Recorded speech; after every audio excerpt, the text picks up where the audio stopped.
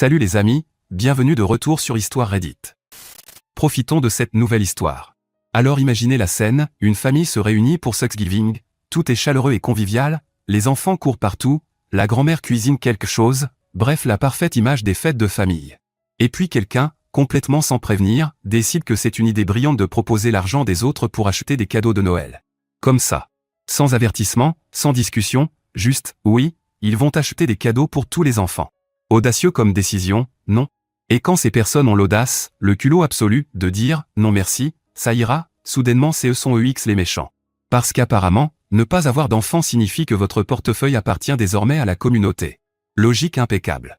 Ce qui commence comme une petite dispute à propos des cadeaux de Noël finit par dégénérer en arrestation, yeux au beurre noir, procès, et une famille complètement détruite. Honnêtement, je ne pourrais même pas inventer une histoire pareille. Restez avec moi, parce que cette histoire devient de plus en plus folle à chaque mise à jour. Allons-y. Mon beau-frère nous a informé que nous devions acheter des cadeaux de Noël pour tous les enfants de la famille parce que nous n'en avons pas, mais nous avons refusé et il a complètement perdu les pédales. Mon mari, 32 ans, a une très grande famille, au total, je crois que son père a 8 frères et sœurs. Ils se sont tous mariés et ont eu entre 2 et 6 enfants chacun. Maintenant, tous ces enfants ont grandi et commencent à fonder leur propre famille aussi. On parle facilement d'environ 15 enfants dans la famille actuellement. Nous nous réunissons tous chaque année pour Noël chez les grands-parents de mon mari. Ça a l'air génial, non? Eh bien, croyez-le ou non. Normalement, après Thanksgiving ou pendant Thanksgiving, où tout le monde se rassemble aussi, nous tirons au sort les noms pour l'échange de cadeaux des enfants. Il y a aussi un échange de cadeaux pour les hommes et un pour les femmes, auquel mon mari et moi participons, même si nous n'avons pas d'enfants. Pour vous donner une idée de la façon dont les cadeaux se passent depuis 10 ans, mon mari et moi achetions des cadeaux pour ses parents, son frère et sa femme, ainsi que pour leurs 4 enfants. Parfait, ça fonctionnait très bien pour nous. L'année dernière, ils ont dit qu'ils préféraient que nous achetions seulement des cadeaux pour les enfants, donc c'est ce que nous avons fait. Comme d'habitude, nous leur avons offert des livres adaptés à leur niveau de lecture, des pyjamas et un puzzle. Ils étaient contrariés, mais nous ne savions pas pourquoi. Nous, de notre côté, nous n'avons reçu aucun cadeau du tout. Nous n'avons rien dit, mais mon mari a admis que ça lui avait un peu fait mal de ne rien recevoir de ses parents, alors que son frère et sa belle-sœur avaient, eux, reçu des cadeaux. Je ne suis pas quelqu'un de très sociable, donc j'ai passé la majeure partie de Thanksgiving à lire un livre et à surveiller l'un des plus jeunes cousins pendant qu'il dormait. Il est aussi possible que je me sois un peu endormi moi-même, mais ce n'est pas confirmé. Finalement, nous nous sommes tous réunis pour que les enfants tirent au sort les noms de leurs cousins pour l'échange de cadeaux. Une fois terminé, le frère de mon mari, que nous appellerons Timmy, a dit « et l'oncle va aussi acheter un cadeau pour tous les enfants ». Mon mari et moi l'avons regardé avec des expressions du genre « c'est quoi ce bordel ?» et « va te faire voir ». Nous avons ri et dit « oh non, cette année nous allons seulement apporter des bonbons comme d'habitude ». Son frère a alors commencé à dire que nous devrions acheter des cadeaux pour tous les enfants puisque nous n'en avons pas. Et que ce n'était pas très chrétien de notre part de ne pas bénir les enfants avec notre bonne fortune. À ce moment-là, mon mari l'a pris à part dans la cuisine et lui a dit qu'il n'allait pas acheter des cadeaux pour tous les cousins, et que s'il voulait le faire lui-même, il était libre de le faire. Ils ont commencé à se disputer, et Timmy a crié que nous ne devrions plus jamais venir à Noël. J'ai rendu le bébé à sa mère, nous sommes partis et nous avons dit que nous leur enverrions un email plus tard, quand ils seraient assez calmés pour parler comme des adultes. J'aimerais avoir un autre point de vue. Mon mari est vraiment bouleversé et ses parents sont d'accord avec Timmy, selon eux, nous devrions offrir plus de cadeaux puisque nous n'avons personne d'autre à qui en acheter, à part les enfants maintenant. Il leur a rappelé que personne ne nous offre de cadeaux, et ils ont répondu que nous sommes déjà des adultes et que Noël est pour les enfants. Il a souligné qu'ils offrent encore des cadeaux à Timmy et à sa femme, mais ils ont répondu qu'ils les avaient déjà achetés, donc voilà. Mais je suis déjà allé faire du shopping avec sa mère, et elle a encore acheté des cadeaux pour la femme de Timmy, Candy, cette année. Je suis frustré et j'ai l'impression que personne ne gère bien cette situation. Je veux intervenir pour aider mon mari, mais j'aimerais d'abord que quelqu'un d'autre examine ce désastre avant que je fasse quoi que ce soit d'autre que d'écouter et proposer des suggestions. Pour résumer, la famille de mon mari veut que nous achetions des cadeaux de Noël pour tous les enfants des cousins, et il y en a tellement que même un lapin rougirait. C'est pour cela que nous avons dit non, et pour cette raison ils nous ont retiré leur invitation à Noël. La famille est d'accord avec eux et les soutient. Et moi, je n'ai même pas pu finir ma sieste tranquillement. Eh bien, j'ai lu tous les commentaires et j'ai répondu à certains. Je suis sorti, mais quand je rentrerai chez moi, je modifierai ce message où je répondrai à d'autres commentaires. Merci pour toutes vos perspectives. Et dit 2, j'ai répondu à quelques commentaires. J'ai montré le fil de discussion à mon mari et nous avons envoyé un email. Nous ne répondons plus à leurs appels. Nous leur avons demandé de lire et de répondre uniquement par email afin que nous ayons le temps de réfléchir et de répondre calmement. Nous avons reçu beaucoup de messages vocaux très agressifs à cause de cela. Nous allons les laisser se calmer encore un peu et continuer à ignorer leurs appels puisqu'ils sont toujours en train de crier. Eddie 3, je pense que l'idée d'acheter des casos en gros sur Amazon, un instrument de musique qui modifie la voix humaine, est plutôt bonne. On pourrait même acheter quelques vuvuzela bon marché. Je pourrais faire ça s'ils finissent par nous réinviter. Les enfants jouent beaucoup dehors à Noël et, normalement, j'apporte beaucoup de bulles de savon. Mais des bulles plus des sons agaçants, ça me semble génial. Enfin, pour moi en tout cas, probablement pas pour leurs parents. Eddie 4, en réalité, ils devraient avoir autant d'argent que nous, voire plus. Timmy gagne facilement environ 700 000 $ rien qu'avec son travail. Sa femme reste à la maison, mais de temps en temps, très rarement, elle vend une maison. Mon mari et moi gagnons chacun entre 100 000 et 170 000 $, mais nous économisons presque tout et nous vivons simplement. Nous avons clairement une vie moins stressante, nous ne courons pas entre les activités de 4 enfants, l'école à la maison, ou la gestion d'une église et d'une ferme. Eddie 5, nous pourrions faire un don à Planned Parenthood dans leur nom et envoyer une carte qui l'indique. Honnêtement, je pense qu'ils deviendraient complètement fous si nous faisions ça. Mise à jour 1. Merci à tous ceux qui sont venus donner leur avis. C'était vraiment agréable d'entendre l'opinion d'autres personnes sans avoir à s'inquiéter qu'elles répètent ce que j'ai dit à l'autre partie impliquée. Je ne suis pas sûr à 100% par où commencer, j'ai bu environ 3 verres juste pour me calmer. Pour commencer, j'ai montré la publication à mon mari après que nous ayons discuté. J'ai mentionné Thanksgiving 2015 et je lui ai demandé s'il voulait que je donne plus d'avis que d'habitude concernant les drames de sa famille. Il a dit oui. Je lui ai alors fait remarquer le favoritisme envers son frère dans presque tout. J'ai fait une liste de moments où cela s'était produit, où eux et Timmy avaient complètement tort, juste pour lui montrer. Nous avons aussi relu les messages de son frère, de sa belle-sœur, de sa mère, de son père, de sa tante et de son cousin. Pour résumer les noms, le frère est Timmy. La belle-sœur est Candy. La mère est Rhonda. Le père est Case. La tante est Kira. Le cousin est Ben. Mon mari s'appelle Todd, simplement parce que c'est plus court que « mon mari ». Je suis paresseuse, pardonnez-moi.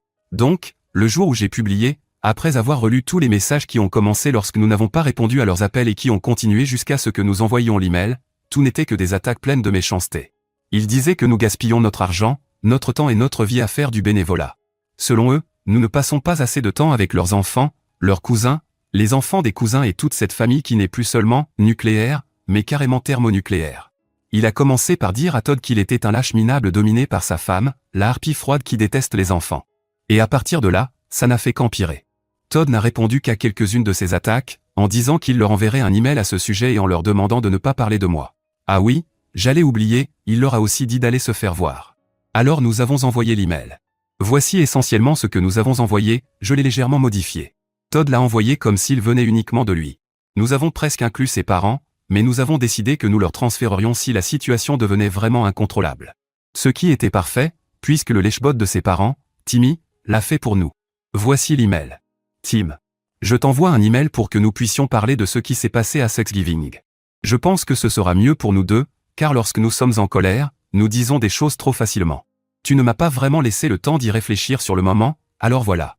Je ne comprends pas pourquoi tu nous as proposé pour acheter des cadeaux. Nous sommes heureux d'acheter des cadeaux pour tes enfants, comme nous l'avons fait chaque année. Est-ce qu'il se passe quelque chose? Est-ce que quelqu'un a des difficultés financières? Nous aiderions volontiers quelqu'un qui nous le demanderait, comme nous l'avons déjà fait auparavant. Tu te souviens sûrement de Cathy et Kik il y a 2 ans, tu avais aidé aussi. Mais nous mettre sur le fait accompli devant de jeunes enfants était impoli. Sans parler du fait de nous dire que nous ne sommes plus les bienvenus à Noël. Les messages en colère et les messages vocaux étaient également déplacés. S'il te plaît, prends un peu de temps et réponds-moi comme quelqu'un d'intelligent, qui n'a pas besoin d'avoir recours aux insultes. J'espère que nous pourrons résoudre cela, car notre famille est très importante pour nous. Sincèrement, Todd. PS passe un joyeux putain de Noël. Oui, eh bien, ça a eu l'effet de l'eau jetée sur une poêle pleine d'huile brûlante. Pour commencer, Timmy a transféré l'email à Rhonda, Case, Kira et Ben. Ce qui fait de lui une vraie commère, mais pour être honnête nous comptions faire la même chose de toute façon. Ben nous a envoyé un email pour nous dire ce que Timmy avait fait et pour s'excuser de ne pas avoir été présent pour intervenir. Il a dit qu'il essaierait de parler à Timmy. Timmy et Ben sont en réalité très proches, donc c'était agréable de voir qu'il pensait lui aussi que Timmy était déraisonnable, puisqu'ils sont généralement très bons amis malgré le fait qu'ils soient cousins. Je ne vais pas publier son email ici. Je vais simplement résumer ce qu'il disait, puis vous raconter ce que Case et Rhonda ont écrit dans leur email et lors de leur visite. Selon eux, je suis une harpie froide qui déteste les enfants et qui couche avec n'importe qui. Je suis athée ou musulmane ou quelque chose comme ça, il n'a jamais vraiment précisé. Selon mes beaux-parents, je dois être entre 2 religions en ce moment. Je détourne Todd de l'église et de sa famille. Nous ne passons plus de temps avec la famille. Nous ne passons jamais de temps avec nos neveux. Nous gaspillons notre vie, notre temps, nos miles aériens et notre argent à faire du bénévolat avec des animaux.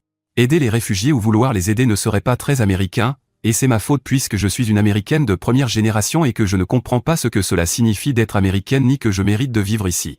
Je suis impoli et je ne leur parle jamais, sauf quand il s'agit de sauvetage animal ou de droit des animaux. À ce stade, nous étions à moitié en train de rire, à moitié de pleurer, et à moitié sous le choc.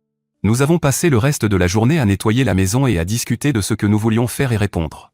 Nous n'avions pas vérifié nos emails, nos téléphones étaient en mode vibreur, et nous essayions simplement de profiter de notre journée de repos ensemble. Nos jours de repos sont malheureusement très rares. Donc, surprise. Ses parents ont fait tout le trajet pour venir nous parler. Je dis, parler, mais en réalité ils ont surtout parlé contre nous. Ils m'ont demandé de partir pour pouvoir parler à Todd de ses actions et de l'email, impoli. Todd a refusé. Il a dit que j'étais sa famille et sa femme, et que nous gérions cela ensemble. Ensuite, ils ont essayé de nous convaincre que nous avions dit le mot « F***CK » devant toute la famille. Techniquement, nous ne l'avons pas fait. Ils ont affirmé que nous avions déjà parlé d'acheter des cadeaux pour tout le monde auparavant, que nous n'aimions plus Jésus parce que nous n'allions plus à l'église, et ils ont répété certaines choses que Timmy avait écrites dans son email. Quand son père a commencé à m'insulter, puis à insulter mon père, Todd en a eu assez. Il s'est levé et a dit « Merci d'être venu nous rendre visite dans notre maison pour la première fois, mais nous avons des courses à faire et vous devez partir maintenant. » Ils ont refusé. Il leur a dit qu'ils devaient partir immédiatement, sinon ils seraient obligés d'appeler la police. Ils sont partis. Todd a pleuré. J'ai pleuré. Nos chats ont renversé leur verre. Nous avons finalement appelé mon père et tout lui raconté, en lui montrant les 2 emails. Il nous a dit qu'ils avaient déjà parlé mal de moi auparavant, en lui disant « Vous devriez encore pouvoir réparer votre fille, nous sommes toujours en train d'essayer de réparer la nôtre. » C'est ce qu'il nous a dit qu'ils avaient déclaré. Nous avons décidé que nous n'irions pas chez eux pour Noël de toute façon. J'ai dit à Todd que je ne pouvais plus y retourner, ni les regarder de la même manière. Je savais qu'ils ne m'avaient jamais autant aimé que certaines autres belles filles, mais je ne savais pas que c'était à ce point. Ils avaient toujours été gentils et polis avec moi en face. Ils m'invitaient et m'incluaient dans tous les événements. Personne n'avait rien dit à Todd non plus. Pour l'instant, j'attends que mon père et mon frère arrivent en ville, puis nous nous assiérons pour décider quoi faire. Todd a dit qu'il voulait simplement quelque chose de simple et qu'il se fichait d'où il passerait Noël. Il a dit qu'il se sentait de toute façon plus proche de mon père et de mon frère. Nous avons raconté ce qui s'est passé à Ben et nous lui avons envoyé son cadeau par la poste. Je n'ai pas encore décidé ce que je ferai avec les cadeaux des neveux, mais j'ai déjà donné tous les cadeaux destinés aux adultes. Si je devais résumer mon histoire, ce serait quelque chose comme « Je suis horrible. Todd est une mauviette. Nous sommes aveugles. Nous allons en enfer. » Et merci au correcteur orthographique qui souligne les erreurs en rouge pour rendre mon écriture un peu moins stupide. Nous avons envoyé un email. Nous avons reçu un email en retour. L'email a été transféré. Les parents sont arrivés. Tout est parti en vrille. Tout est ma faute. Nous n'allons pas à Noël et nous ne leur parlerons plus jusqu'à ce que les fêtes soient terminées. Je voudrais aussi ajouter que je ne suis pas d'une autre ethnie. Mon père est allemand et a déménagé aux États-Unis à 20 ans pour épouser ma mère. Donc je suis une fille très pâle, mais apparemment, puisque mon père n'est pas américain, c'est grave, très, très grave. Eddie. Mon mari et moi sommes très proches. Mais ça n'a pas toujours été le cas. Quand nous avons traversé les drames de ma propre famille, avec ma mère, mes sœurs, leur famille et même une partie de la famille de mon père, c'était l'enfer. Nous n'étions pas unis. Il était plutôt ami avec ma mère et elle lui racontait des histoires déchirantes jusqu'à ce qu'il croie beaucoup de mensonges que j'avais déjà commencé à remettre en question à propos de mon enfance. Donc nous nous sommes disputés comme chien et chat jusqu'au moment où il a enfin écouté et où j'ai exprimé ce que je pensais et ressentais. Cela aurait pu s'arrêter là. Je serais resté avec mon père et mon frère, et rien d'autre. Mais nous avons réglé les choses. Nous avons communiqué. Nous nous sommes pardonnés. Nous avons fait un plan pour gérer les manipulations de ma mère. Et nous sommes partis au combat. Au final, je ferai n'importe quoi pour lui. J'endurerai même de retourner voir sa famille l'année prochaine une fois que les blessures auront un peu cicatrisé. Je sais que ce sera beaucoup plus difficile pour lui de les abandonner que pour moi. Je lui ai suggéré que nous retournions tous les deux voir le thérapeute que je consultais lorsque nous avons géré les problèmes avec ma famille. Je pense que cela l'aidera à identifier d'autres problèmes. Les chats sont les meilleurs. Celui qui a renversé le verre a exigé des câlins, tandis que l'autre a nettoyé toute l'eau. Finalement, tout s'est bien passé. Je pourrais adopter 4 chats à nouveau sans hésiter. Mise à jour 2. J'aimerais pouvoir dire que cette mise à jour est du genre, tout le monde s'est réconcilié et Noël sera merveilleux, mangeons des cookies. Mais ce n'est pas le cas. Hier, nous avons organisé une petite fête de Noël avec quelques amis, puisque nous partons en voyage le 24. Il y aura moi, Todd, mon père et mon frère, que j'appellerai T.O. Mon amie Sandy a grandi près de chez moi, nous sommes amis depuis des années et elle est aussi devenue amie avec Timmy et sa femme. Ils sont amis sur Facebook. Nous lui avions dit qu'il y avait eu une dispute, mais sans entrer dans les détails pour ne pas abîmer son amitié avec eux. Grosse erreur. Elle nous a identifiés dans une publication Facebook disant « Oh, regardez mon cadeau » avec des émojis de larmes de joie, mon ami part en voyage pour Noël. La photo nous montre en train de boire et de danser autour de son nouveau Roomba. Je précise que ce cadeau que je lui ai offert n'est pas seulement pour Noël. C'est pour Noël, son anniversaire et son mariage, ainsi que comme cadeau de pendaison de crémaillère, car elle et son futur mari Bill viennent d'acheter une nouvelle maison de ville près de chez nous. Normalement, je n'aurais pas acheté quelque chose d'aussi cher juste pour Noël. Donc Timmy a vu la publication. Non seulement il était offensé que nous buvions, aucun d'entre eux ne boit, ils sont contre l'alcool, mais il a complètement perdu la tête parce qu'elle avait reçu un Roomba. Il a commencé à s'énerver dans les commentaires, puis il est apparu devant notre appartement. J'étais sous la douche quand Timmy est arrivé. J'ai entendu quelqu'un frapper à la porte, il fallait vraiment frapper fort pour que ça s'entende jusqu'à la salle de bain principale avec l'eau qui coulait. J'ai fini ma douche alors que la dispute entre Todd et Timmy était déjà bien entamée. Todd m'a dit que Timmy frappait très fort à la porte. Il a ouvert, mais a refusé de le laisser entrer plus loin que le couloir. Timmy lui criait dessus à propos du cadeau, de son absence à l'église, de notre voyage, exigeait les cadeaux pour ses enfants, que j'avais déjà donnés, demandait de quel droit nous avions acheté un cadeau aussi cher à quelqu'un qui n'était pas de la famille, et nous traitait d'égoïstes parce que nous ne donnions rien aux autres enfants. À ce moment-là, je sors de la douche après avoir mis mon pyjama. Il est presque 1h du matin. Je vois Timmy et je suis un peu sous le choc. Todd lui dit qu'il est tard et que nous pourrons parler de tout cela quand nous reviendrons de notre voyage. Timmy pousse Todd tombe contre le mur et y laisse un trou. Cela réveille mon père et tes poings hauts. Je me place devant Todd, car Timmy se préparait à le frapper, il me frappe et me fait tomber sur Todd. Mon père et Théo le maîtrisent au sol. Notre voisin d'à côté s'est réveillé et a appelé le 911. La police est arrivée, nous a séparés et nous avons raconté ce qui s'était passé. Nous ne leur avons pas parlé des autres problèmes, nous avons simplement résumé qu'il y avait eu un désaccord à propos de Noël. Mais l'essentiel était que Timmy était venu au milieu de la nuit pour se battre. Ils ont aussi appelé une ambulance, car Todd s'était coupé le bras avec une assiette cassée, et mon visage devenait très rapidement violet. Les ambulanciers qui sont arrivés connaissent Todd et étaient très contrariés de voir que nous étions blessés. La police nous a demandé si nous voulions porter plainte. J'allais dire oui quand Todd a dit « absolument oui ». Donc Timmy a été arrêté. Nous sommes allés aux urgences parce que Todd avait besoin de points de suture. Depuis, nos téléphones n'arrêtent pas de sonner. J'ai éteint le mien après avoir dit à Sandy de ne plus montrer nos publications à Timmy et Candy puisqu'ils sont en colère contre nous. Elle a dit d'accord. J'ai aussi supprimé et regroupé toutes les personnes qui sont amies avec ma belle famille dans un groupe restreint pour qu'elles ne puissent plus jamais voir ce que nous faisons. Enfin, je l'espère. Rhonda et Case n'arrêtent pas d'appeler Todd. Il leur a seulement répondu par message pour expliquer ce qui s'était passé, leur dire que nous ne retirerions pas les charges, que nous ne paierions pas sa caution, et qu'ils devaient cesser de nous contacter immédiatement. Entre la dernière mise à jour et celle-ci, nous avons parlé à certains autres membres de la famille et ils ont tous dit qu'ils n'étaient pas d'accord avec Timmy.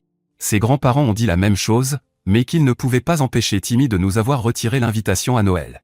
Ils ont dit qu'ils lui parleraient, et nous pensions, d'accord, peut-être que l'année prochaine tout ira mieux et que nous pourrons redevenir amis. Mais ce n'est plus du tout le cas. Il n'y a plus de retour possible après ça. Quand nous rentrerons, nous demanderons une ordonnance d'éloignement. Tout indique que nous allons probablement quitter cet état. Mon père et Théo pensent que c'est une bonne idée. Mon père est un peu contrarié parce que je ne l'ai pas laissé frapper Timmy, donc il est un peu amer, mais je pense qu'il est surtout triste parce que nous venons essentiellement de perdre une autre famille. Ce n'est pas que je m'inquiétais pour cet idiot de Timmy, je ne voulais simplement pas voir mon père avoir des problèmes à cause d'un idiot.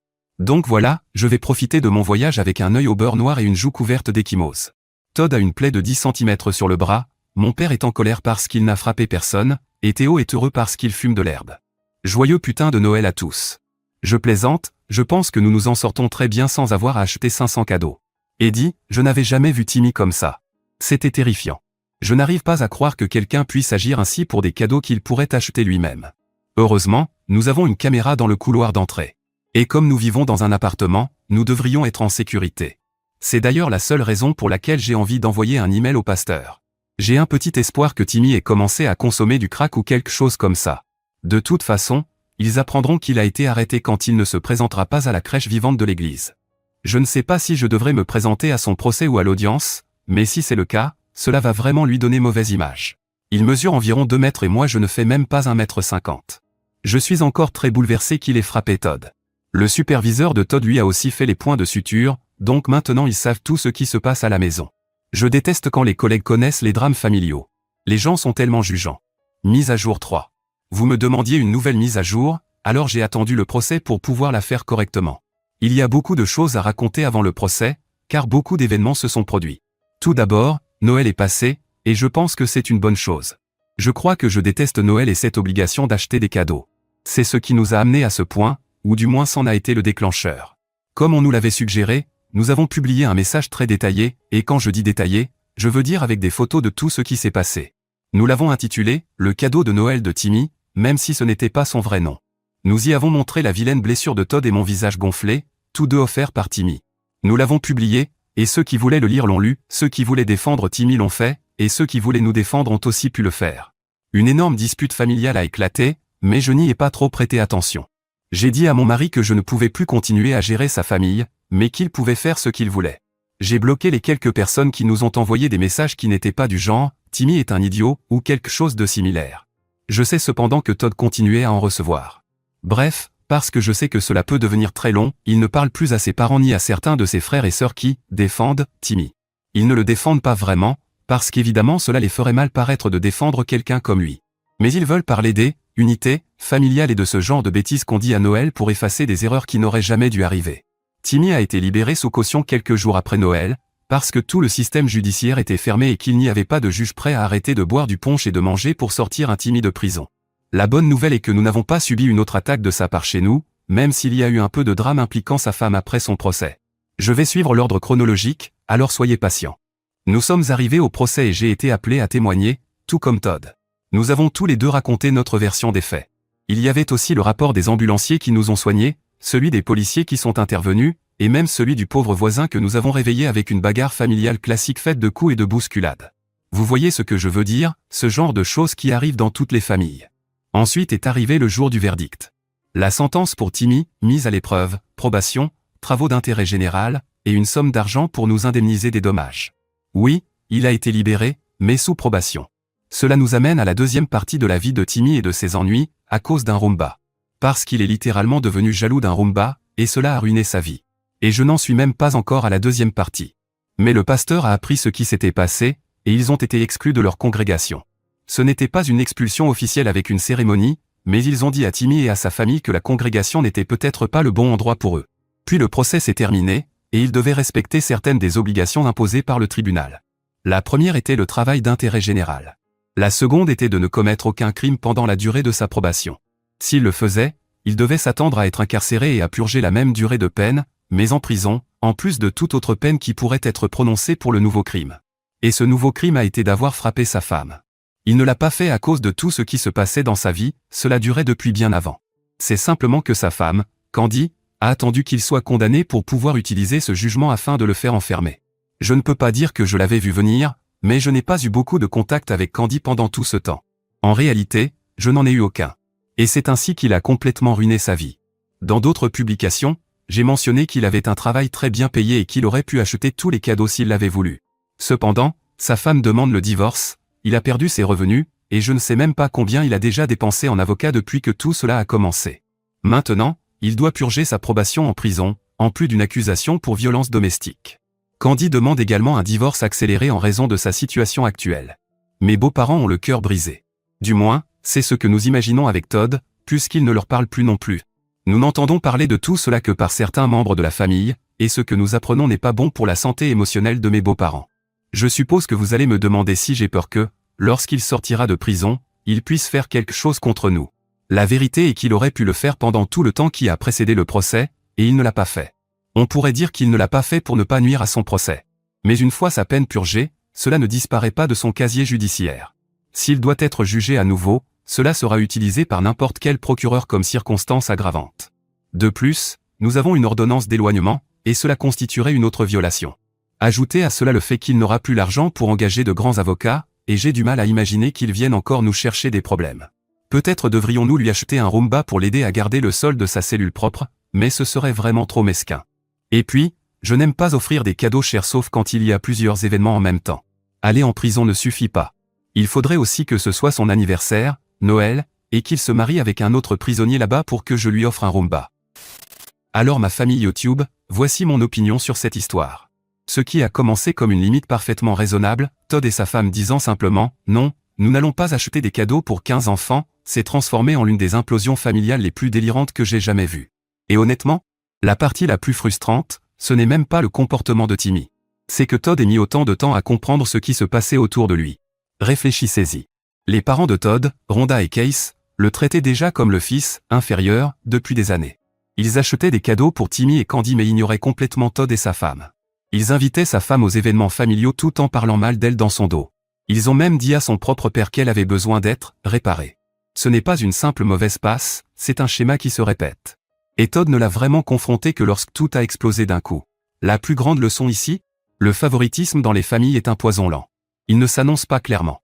Il s'accumule silencieusement jusqu'à ce que quelqu'un comme Timmy se sente tellement intouchable et légitime qu'il débarque à 1h du matin devant l'appartement de quelqu'un prêt à se battre, pour un Roomba. Oui, un Roomba. Et Timmy, écoutez, quoi qu'il se passait chez lui avec Candy, ça couvait clairement depuis bien avant que Noël devienne le déclencheur. Les personnes trop gâtées ne craquent pas du jour au lendemain. Les cadeaux n'ont jamais vraiment été le problème. Il s'agissait de contrôle, de sentiment d'avoir droit à tout, et de l'idée que Todd et sa femme devaient quelque chose à la famille simplement parce qu'ils vivaient différemment. L'autre leçon? La femme de Todd avait raison de le pousser vers la thérapie et la communication. Le fait qu'ils aient déjà traversé des drames familiaux ensemble, qu'ils en aient tiré des leçons, et qu'ils aient affronté cette situation unie, c'est vraiment beau. C'est la seule chose qui ne s'est pas effondrée. S'il y a une conclusion à tirer de tout ça, elle est simple, protégez votre paix intérieure, fixez vos limites tôt, et surtout, n'achetez jamais un Roomba si des membres jaloux de la famille peuvent le voir sur Facebook. Qu'en pensez-vous les amis? Dites-le moi dans les commentaires ci-dessous. Merci d'avoir regardé Histoire Reddit. N'oubliez pas de liker et de vous abonner. On se retrouve dans la prochaine vidéo.